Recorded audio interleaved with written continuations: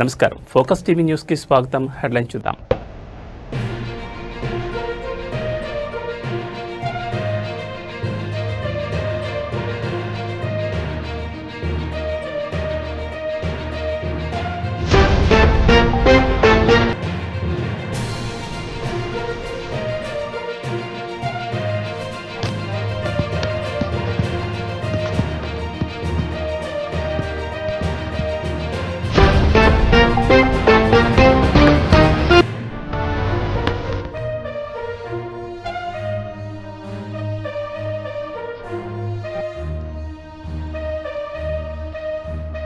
ఇక డీటెయిల్స్ చూస్తే బంగారం వెండి ధరలు ఆకాశమే అద్దుగా దూసుకుపోతున్నాయి. గురువారం ట్రేడింగ్ లో పసిడి వెండి ధరలు సరికొత్త ఆల్ టైమ్ రికార్డు స్థాయికి చేరాయి.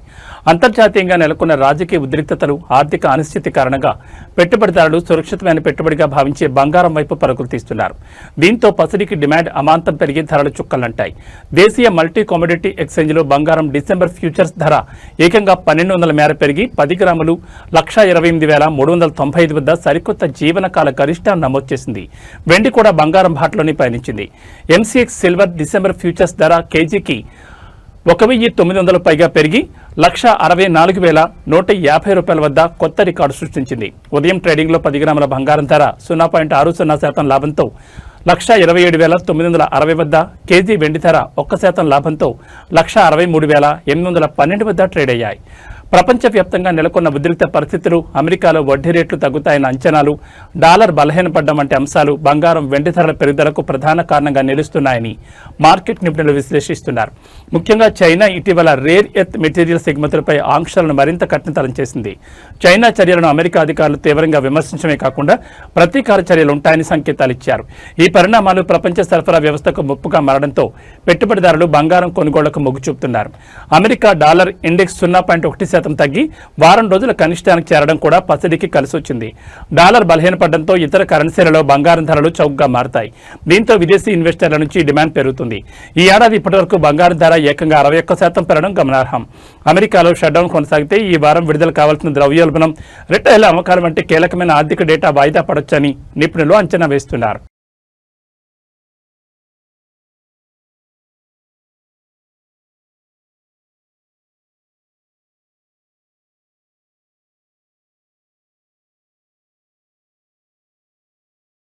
పల్నాడు జిల్లా నరసరావుపేట మాజీ ఎమ్మెల్యే వైసీపీ నేత గోపిరెడ్డి శ్రీనివాసరెడ్డిపై పోలీసులు కేసు నమోదు చేశారు. 2 రోజుల క్రితం పట్టణంలో ముందస్తు అనుమతి లేకుండా ర్యాలీ నిర్వహించారనే ఆరోపణలతో ఆయనతో పాటు మరో 22 మంది అనుచరులపై నరసరావుపేట 1 టౌన్ పోలీస్ స్టేషన్లో కేసు ఫైల్ చేశారు. రాష్ట్ర వ్యాప్తంగా నకిలీ మద్యం విక్రయాలు పెరిగిపోయాయని ఆరోపిస్తూ మంగళవారం గోపిరెడ్డి శ్రీనివాసరెడ్డి ఆధ్వర్యంలో వైసీపీ శ్రేణులు నిరసన చేపట్టాయి. ఈ సందర్భంగా వైసీపీ కార్యాలయం నుంచి ఎక్సైజ్ కార్యాలయం వరకు భారీ ర్యాలీ నిర్వహించారు. పట్టణంలో పోలీస్ యాక్ట్ 30 అమల్లో ఉన్నప్పటికీ నిబంధనలను ఉల్లంఘించి ర్యాలీ నిర్వహించినందుకు గాను పోలీసులు ఈ చర్యలు తీసుకున్నట్టు తెలుస్తోంది. ఈ నిరసన కార్యక్రమంలో భాగంగా నకిలీ మద్యం బాటిళ్లను రోడ్డుపై పగలగొట్టి వైసీపీ నేతలు తమ ఆగ్రహాన్ని వ్యక్తం చేశారు. అనంతరం ఎక్సైజ్ కార్యాలయానికి చేరుకుని సీఐకి వినతిపత్రం అందజేశారు. చంద్రబాబు నాయుడు ప్రభుత్వం బెల్ట్ షాపుల ద్వారా నకిలీ మద్యాన్ని డోర్ డెలివరీ చేయిస్తోందని ఈ సందర్భంగా గోపిరెడ్డి తీవ్ర విమర్శలు చేశారు.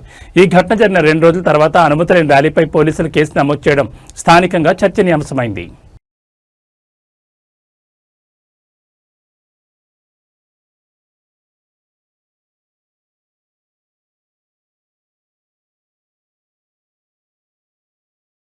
సుప్రీంకోర్టులో తెలంగాణ ప్రభుత్వానికి చుక్కెదురైంది. బీసీ రిజర్వేషన్లపై రాష్ట్ర ప్రభుత్వం దాఖలు చేసిన స్పెషల్ లీవ్ పిటిషన్ను సర్వోన్నత న్యాయస్థానం కొట్టేసింది.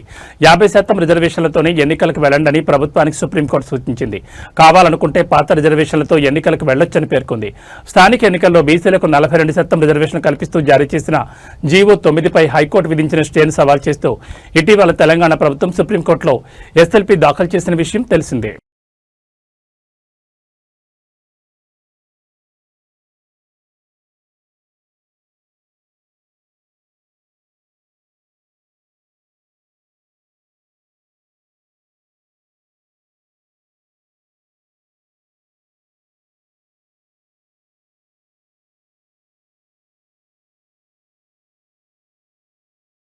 జూబ్లీహిల్స్ నియోజకవర్గం ఉప ఎన్నిక ప్రచారంతో హోరెత్తుతోంది. విజయమే లక్ష్యంగా అన్ని పార్టీలు ప్రచారాన్ని ముమ్మరం చేశాయి.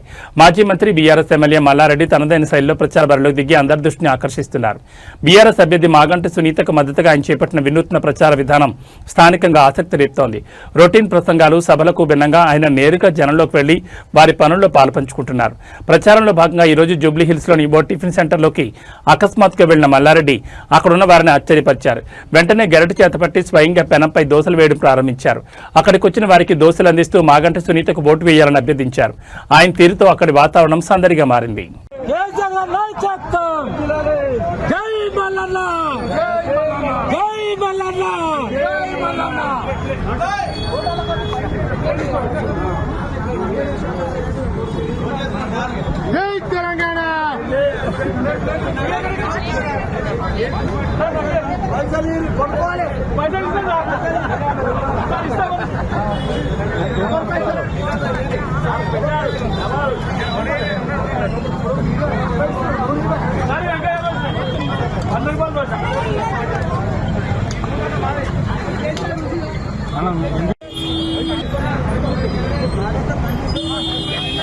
కాంగ్రెస్ మంత్రుల వ్యవహారం సంచలనంగా మారింది. కొందరు కాంగ్రెస్ మంత్రులు సీఎం సన్నిహితులు డబ్బుల కోసం కంపెనీలను గన్పెట్టి బెదిరిస్తున్నారని తెలుస్తోంది. ఒకరిపై ఒకరు ఆరోపణలు చేసుకోవడంతో అసలు భాగవతం బయటపడింది. డబ్బులు ఇవ్వాలని డెక్కన్ సిమెంట్స్ కంపెనీ వారిని మంత్రి కొండా సురేఖ, ఓఎస్టీ సుమంత్ పాయింట్ బ్లాంక్లో గన్పెట్టి బెదిరించారని తెలుస్తోంది. అటు సీఎం రేవంత్ రెడ్డి సన్నిహితులు రోహిన్ రెడ్డి ఆఫీసులో డబ్బుల కోసం గన్పెట్టి బెదిరింపులకు పాల్పడ్డారన్న ఆరోపణలు వినిపిస్తున్నాయి.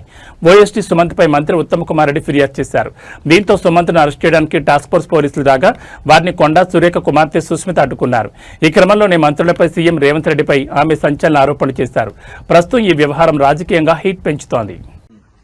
డెక్కన్ సిమెంట్స్ కి సంబంధించిన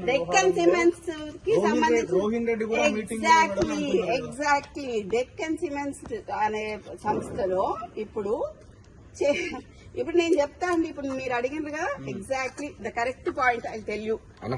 ఇది సీఎంఓ నుంచి వచ్చిన ఇది సీఎంఓ. మీరు please come here, I tell you. ఎందుకనంటే సీఎంఓ నుంచి ఎవరు ఇప్పుడన్నా మీరు చెప్పిన పేరేంటిది? రోహిన్ రెడ్డి. ఆయన ఎవరు? సీఎం కి ముఖ్యమంత్రికి దగ్గరగా ఉంటారు. అంతేనా? పక్కన ఉంటాడా? ఆయన వచ్చి సుమంత్ ని ఏంటిది మ్యాటర్ అని అడిగిండు డెక్కన్ సిమెంట్స్ గురించి. అడిగితే రోహిన్ రెడ్డి ఆఫీస్ లా సుమంత్ ను రోహిన్ రెడ్డి కలిసి కూర్చొని మాట్లాడి డెక్కన్ సిమెంట్స్ వాళ్ళతో మాట్లాడిండ్రు. దాన్ని బెదిరించుడు అన్నారు. సరే, బెదిరించుడు అంటే, ఎక్స్టార్షన్ అంటే పిస్తల్ పెడితే దాంట్లో రోహిన్ రెడ్డి ఉండాలి, అప్పుడు సీఎం రేవంత్ రెడ్డి కూడా ఉండాలి. కోనసీమ జిల్లా అమలాపురం తహసీల్దార్ కార్యాలయంలో అవినీతి నిరోధక శాఖ అధికారులు మెరుపు సోదాలు నిర్వహించారు. భూమి ఆన్లైన్ చేసేందుకు లంచం తీసుకుంటున్న తహసీల్దార్ను రెడ్ హ్యాండెడ్ గా పట్టుకున్నారు. గంధం దుర్గా కొండలాకు చెందిన భూమిని ఆన్లైన్ చేయడానికి అమలాపురం తహసీల్దార్ అశోక్ ప్రసాద్ ₹1,00,000 లంచం డిమాండ్ చేశారు. ఈ మొత్తాన్ని 50,000కు సెటిల్ చేసుకుని డేటా ఎంట్రీ ఆపరేటర్ రాము ద్వారా తహసీల్దార్ అశోక్ ప్రసాద్ ఆ నగదును తీసుకుంటుండగా ఏసీబీ అధికారులు దాడి చేసి రెడ్ హ్యాండెడ్ గా పట్టుకున్నారు.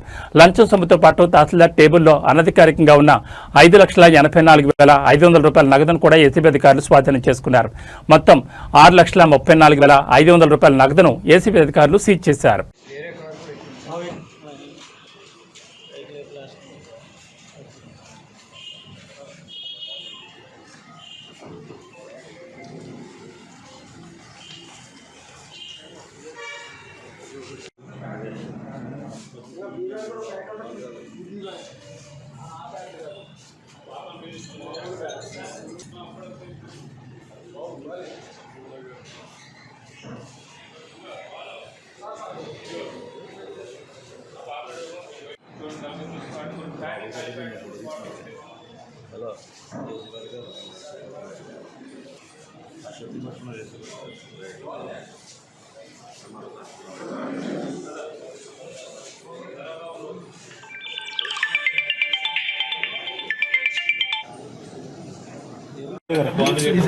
విష్ణు పెట్టావా? విష్ణు మైక్ ఇచ్చావా? ఓకే. అందరికీ నమస్తే అండి. గంధం దుర్గ కొండలరావు అనే అతను రాజవోలు గ్రామం, రాజమండ్రికి చెందిన అతని యొక్క ఫాదర్ వెంకట సత్యనారాయణ గారు అమలాపురంలో 1995లో ఒక 15 సెంట్స్ స్థలం కొన్నారు. ఆ తర్వాత వాళ్ళ నాన్నగారి అనారోగ్యం కారణాల వల్ల ఆ స్థలాన్ని అమ్మదలుచుకున్నారు. ఈ క్రమంలో ఆ స్థలాన్ని అమ్మడానికి ఒక ఎఫ్లైన్ సర్వే కావాలనేసి అడిగారు. కాబట్టి ఎఫ్లైన్ సర్వే చేయించడానికి ఎంఆర్ఓ ఆఫీస్ని అప్రోచ్ అయ్యారు ఈ కంప్లైనెంట్. ఈ సర్వే చేయడానికి ఇనీషియల్గా ఎంఆర్ఓ గారు 1 lakh డిమాండ్ చేశారు. తర్వాత ఏదైతే 1 lakh కాకుండా డేటా ఎంట్రీ ఆపరేటర్ అయిన రాము ద్వారా ఆ 50,000 సెటిల్ చేశారు. ఆ తర్వాత ఎవరైతే ఈ కంప్లైనెంట్కి బ్రైబ్ అమౌంట్ ఇవ్వమంటే అతనికి ఇష్టం లేక వాళ్ళు ఏసీబీ పీపుల్ని అప్రోచ్ అయ్యారు. ఏసీబీ వాళ్ళని ఈరోజు ఏదైతే 50,000 బ్రైబ్ అమౌంట్ ఉందో అది ఎంఆర్ఓ ఆఫీస్ ఎంఆర్ఓ అమలాపురం ఆఫీస్లో ఈ కంప్లైంట్ నుంచి తీసుకుంటూ ఉండగా మేము 50,000 అమౌంట్ని రికవరీ చేయడం జరిగింది.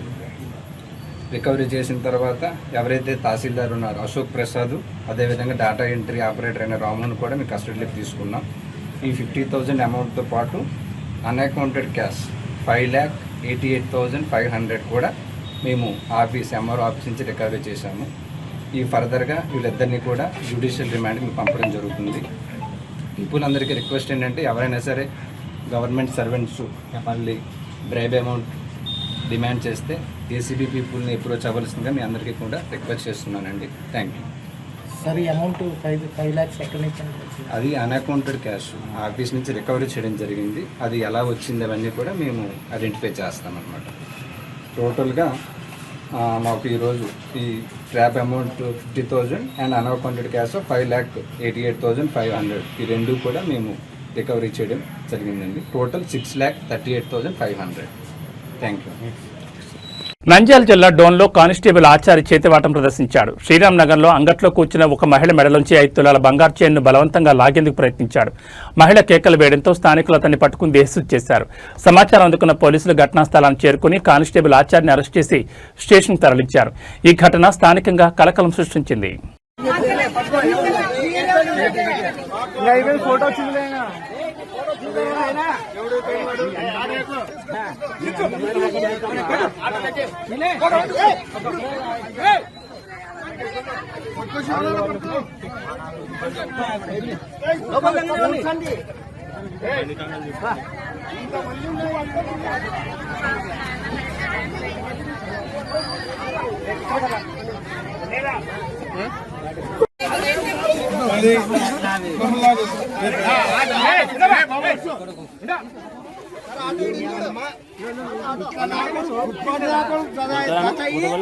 విశాఖలో గూగుల్ సంస్థ అడుగుపెట్టిన నేపథ్యంలో టీడీపీ సీనియర్ నేత ఎమ్మెల్యే సోమిరెడ్డి చంద్రమోహన్ రెడ్డి సంచలన వ్యాఖ్యలు చేశారు.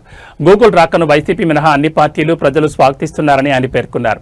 సోమిరెడ్డి అభిప్రాయం ప్రకారం గూగుల్ టేక్ఓవర్ టెక్నాలజీ ద్వారానే వైఎస్ వివేకానందరెడ్డి హత్య చేసిన వారిని సీబీఐ గుర్తించిందని, ఇది జగన్ రెడ్డి అండ్ బ్యాచ్ గుట్టును రద్దు చేసిందని, వారి అవినీతి చరిత్ర బయటకు వస్తుందని ఆరోపించారు. గూగుల్ కంపెనీ 1.33 లక్షల కోట్లతో ఏపీకి రావడం రాష్ట్రానికి అత్యంత ప్రతిష్టాత్మక ఘటనగా ఆయన అభివర్ణించారు. ఈ ఘనత మంత్రివర్గ సభ్యుడు లోకేష్ బాబు కృషితోనే కొత్త రాష్ట్రం సాధించిందని సోమిరెడ్డి పేర్కొన్నారు. గూగుల్ రాకను సాక్షి మీడియా సరిగా ప్రస్తావించకపోవడం దురదృష్టకరమని అన్నారు. రాష్ట్రానికి ముఖ్యమంత్రి విధులు నిర్వహించిన వ్యక్తి మళ్లీ సీఎంగా కొనసాగుతారని, ప్రజలు కలలు మరింత దుర్మార్గమని ఆయన వ్యాఖ్యానించారు. విశాఖలో గూగుల్ సంస్థ రావటం ఒక్క వైసీపీ తప్ప అందరూ స్వాగతిస్తున్నారు. కారణం గూగుల్లో 6093 అని కొడితే జగన్మోహన్ రెడ్డి జైలు జీవితం బయట వస్తుంది.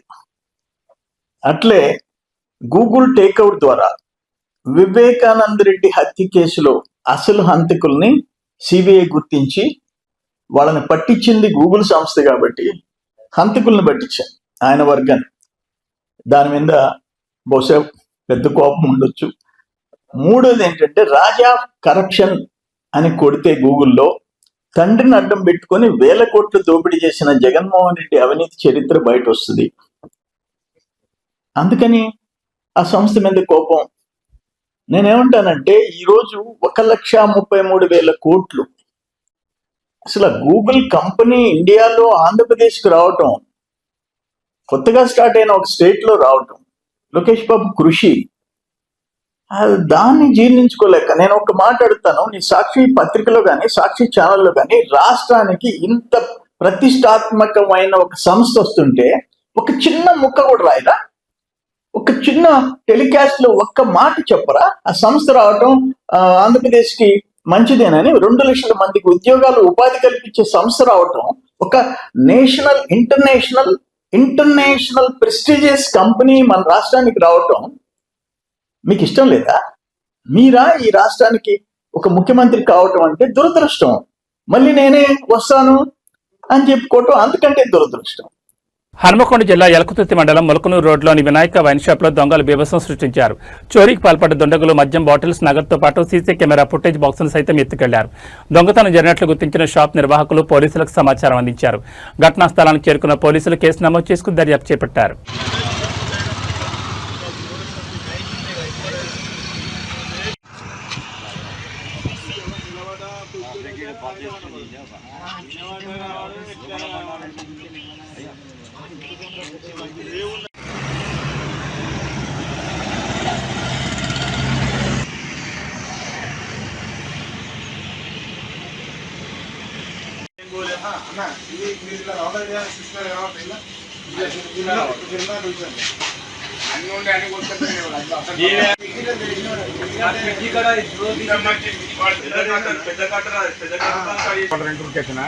తర్వాత కాల్ చేస్తాను.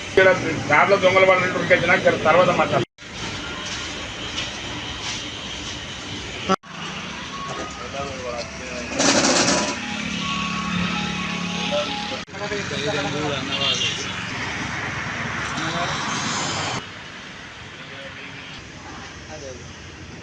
మంచిగా ఆధారంగా ఉన్నది నిత్యంలో.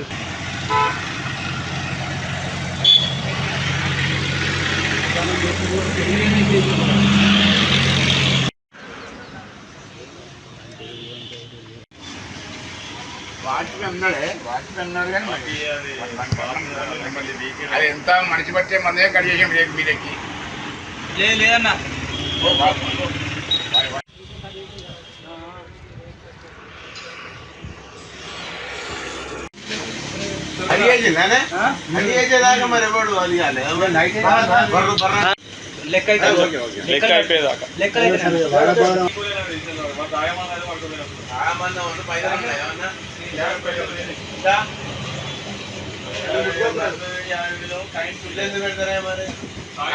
పటేల్ నగర్ శ్మశాన వాటిక నుంచి ప్రశాంత్ నగర్ క్వార్టర్స్ వరకు జరుగుతున్న అక్రమ చెత్త డంపింగ్ స్థానికులను తీవ్ర ఆగ్రహానికి గురిచేస్తోంది. నెల రోజులుగా శానిటేషన్ అధికారులు కనీసం హాజరు కాకపోవడం, ఇక్కడ అన్ని రకాల వ్యర్థాలను వేయడం వల్ల పరిసర ప్రాంతమంతా తీవ్ర దుర్వాసనతో నిండిపోయింది. ఈ మార్గంలో రాకపోకలు సాగించే ప్రజలు దుర్గంధంతో తీవ్ర ఇబ్బందులు పడుతున్నారు. జీహెచ్ఎంసీ అధికారులు కనీస జాగ్రత్తలు కూడా పాటించడం లేదని స్థానికులు వాపోతున్నారు. ప్రజలు పలుమార్లు అధికారులకు ఫిర్యాదు చేసినా ఎటువంటి స్పందన లేకుండా పోయిందని ఆందోళన వ్యక్తం చేస్తున్నారు. చెత్త వేస్తున్న వారిపై చర్యలు తీసుకోవడానికి సీసీ కెమెరాలు గానీ ఇతర పర్యవేక్షణ గానీ లేదని స్థానికులు ప్రశ్నిస్తున్నారు. స్వచ్ఛ భారత్ అంటే ఇదేనా? స్వచ్ఛ హైదరాబాద్ అంటే ఇంతకన్నా దారుణమా అని ఆగ్రహం వ్యక్తం చేస్తూ ఇప్పటికైనా అధికారులు మేల్కొని తగిన చర్యలు తీసుకోవాలని డిమాండ్ చేస్తున్నారు.